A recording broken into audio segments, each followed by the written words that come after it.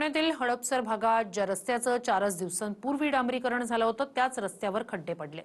इकडे टिटवाळ्यात जो रस्ता 6 महिन्यांपूर्वी झाला तो देखील खचलाय. पाहूया हा रिपोर्ट.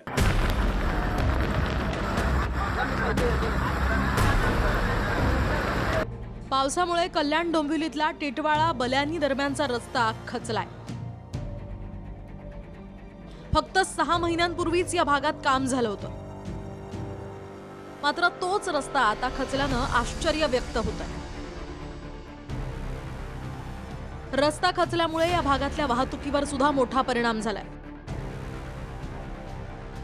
तर रायगडात केटी बंधाऱ्याकडे जाणारा मार्गही वाहून गेलाय. धरणाकडे जाणारा हा कच्चा रस्ता हलक्या प्रमाणात डांबर टाकून साधारण 2 वर्षांपूर्वी तयार केला होता.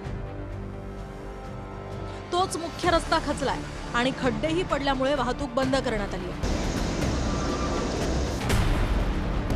विकासाचा दावा करत सत्तेत आलेल्या पुणे महापालिकेच्या भोंगळ कारभारावर चहूबाजूंनी टीका होतीये. हडपसर भागात हा कमरे इतका खड्डा झालाय. धक्कादायक म्हणजे अवघ्या 4 दिवसांपूर्वी या रस्त्याचं डांबरीकरण झालं होतं. त्याच रस्त्यावर आता कमरे इतका खड्डा झाल्यामुळे नेमकं कोणतं डांबर रस्त्यासाठी वापरलं होतं यावरून पुणेकर महापालिकेला प्रश्न करतायत.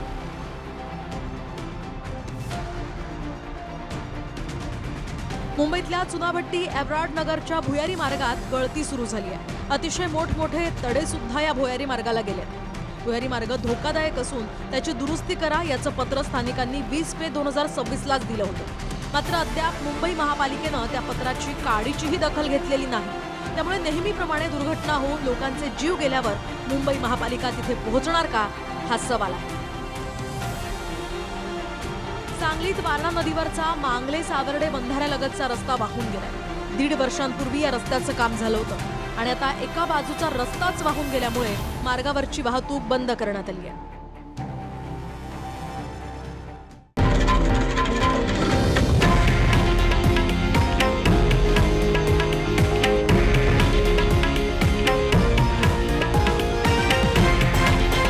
हे आहे देशातील नंबर 1 न्यूज नेटवर्क आणि आपण पाहत आहात TV9 मराठी, एकमेव.